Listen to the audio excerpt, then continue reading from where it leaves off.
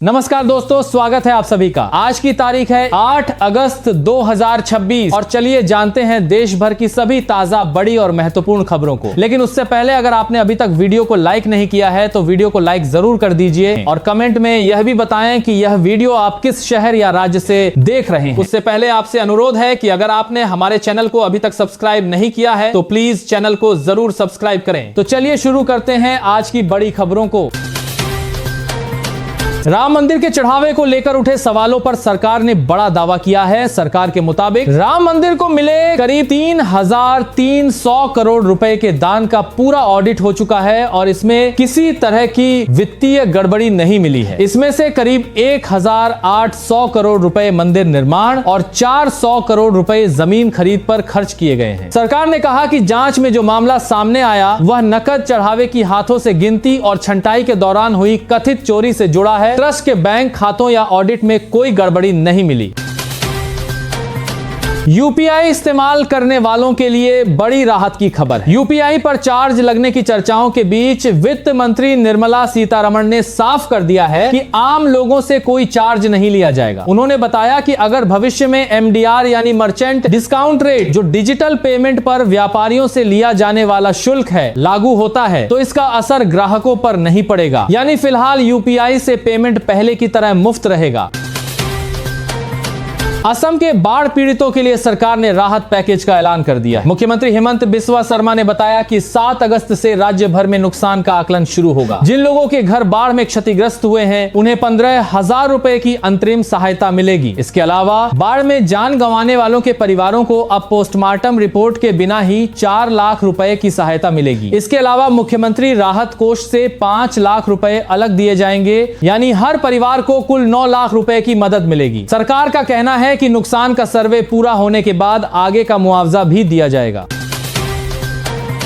भारत ने एक बार फिर अपनी ताकत दुनिया को दिखा दी है। भारत ने ओडिशा के चांदीपुर से अग्नि 4 बैलिस्टिक मिसाइल का सफल परीक्षण किया है। बैलिस्टिक मिसाइल ऐसी मिसाइल होती है जो लंबी दूरी तक जाकर तय लक्ष्य पर सटीक हमला कर सकती है। अग्नि 4 करीब 4,000 किलोमीटर तक निशाना साधने में सक्षम है। रक्षा मंत्रालय के मुताबिक इस परीक्षण में मिसाइल ने अपने सभी तकनीकी और ऑपरेशनल मानकों पर सफल प्रदर्शन किया।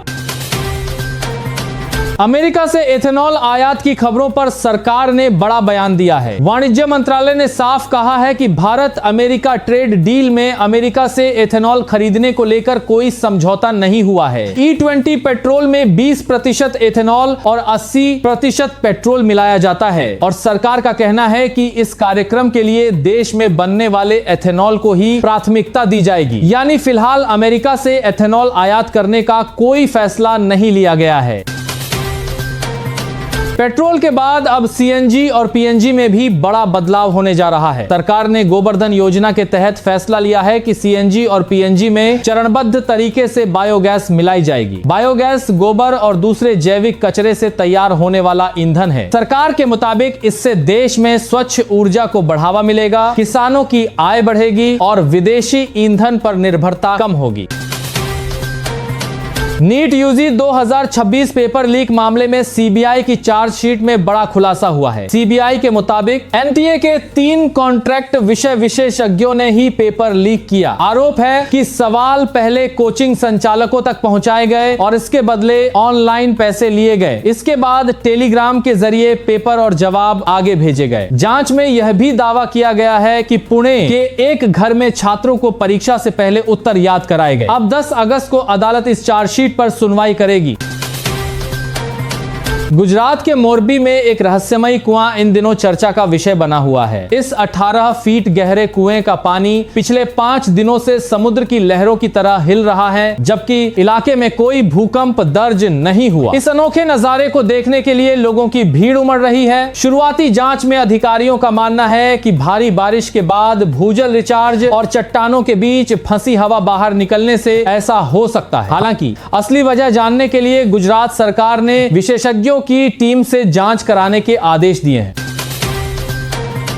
फेसबुक और इंस्टाग्राम चलाने वाली कंपनी मेटा को अमेरिका में बड़ा झटका लगा है। अमेरिका के न्यू मैक्सिको की अदालत ने बच्चों के मानसिक स्वास्थ्य और ऑनलाइन सुरक्षा से जुड़े मामले में मेटा पर 5,390 करोड़ रुपए का जुर्माना लगाया है। अदालत ने यह पैसा बच्चों के इलाज, जागरूकता कार्यक्रम और सुरक्षा उपायों पर खर्च करने का आदेश दिया है। साथ ही मेटा को बच्चों की सुरक्षा के लिए अपने प्लेटफॉर्म पर कई बदलाव करने होंगे। डाबर को दिल्ली हाईकोर्ट से बड़ी राहत मिली है। हाईकोर्ट ने एफएसएसएआई के उस आदेश पर फिलहाल रोक लगा दी है जिसमें एक 100% प्योर, 100% नेचुरल और 100% ऑर्गेनिक लिखे प्रोडक्ट्स की बिक्री तुरंत रोकने को कहा गया था। एफएसएसएआई यानी भारतीय खाद्य सुरक्षा एवं मानक प्राधिकरण का कहना है कि ऐसे दावों के लिए वैज्ञानिक आधार होना चाहिए। वहीं डाबर का कहना है कि उसे अपना पक्ष रखने का मौका दिए बिना यह आदेश जारी किया गया। फिलहाल कोर्ट के इस फैसले के बाद डाबर का शहद, घी और ऐसे दूसरे प्रोडक्ट्स बिकते रहेंगे।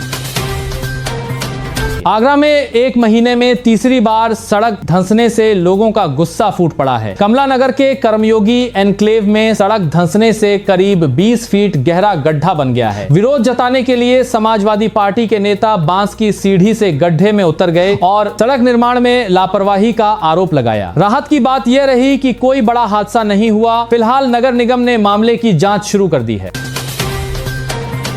8 अगस्त को कई राज्यों में मौसम बिगड़ सकता है। आईएमडी ने 8 अगस्त के लिए दिल्ली, उत्तर प्रदेश, बिहार, झारखंड और हिमाचल प्रदेश समेत कई राज्यों में भारी बारिश, आंधी और बिजली गिरने का अलर्ट जारी किया है। मौसम विभाग के मुताबिक कुछ इलाकों में 75 किलोमीटर प्रति घंटे की रफ्तार से तेज हवाएं चल सकती हैं। लोगों से खराब मौसम के दौरान सतर्क रहने और गैर जरूरी यात्रा से बचने की अपील की गई है। रणबीर कपूर की फिल्म रामायण को लेकर महाराष्ट्र के मुख्यमंत्री देवेंद्र फडणवीस ने बड़ा बयान दिया है। उन्होंने कहा कि अगर फिल्म रामायण को ऑस्कर नहीं मिला तो उन्हें निराशा होगी। फडणवीस ने कहा कि यह सिर्फ एक फिल्म नहीं बल्कि भारतीय संस्कृति को दुनिया तक पहुंचाने का बड़ा प्रयास है। उन्होंने फिल्म की टीम और इसके भव्य निर्माण की भी जमकर तारीफ की।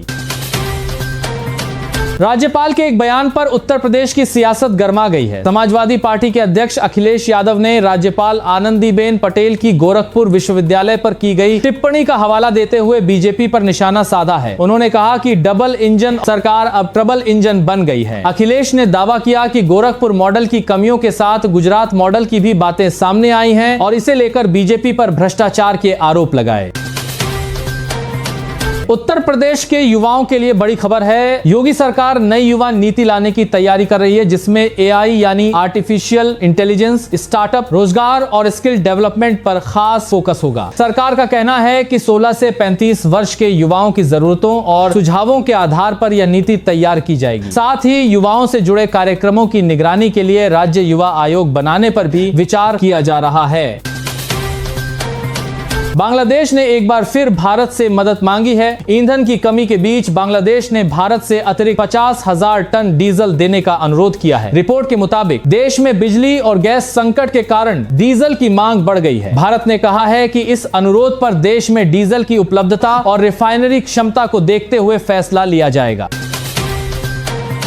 प्रधानमंत्री मोदी की एक मुलाकात ने सियासी हलचल तेज कर दी है। संसद में प्रधानमंत्री नरेंद्र मोदी ने टीएमसी और उद्धव ठाकरे की शिवसेना से अलग हुए सांसदों से मुलाकात की। इस दौरान प्रधानमंत्री मोदी ने उनसे कहा, चिंता करने की जरूरत नहीं है, सरकार आपके साथ खड़ी है। इस बैठक में ममता बनर्जी की टीएमसी और उद्धव ठाकरे की शिवसेना से अलग हुए सांसद शामिल थे। अब इस मुलाकात को आने वाले दिनों की राजनीति के लिए अहम माना जा रहा है।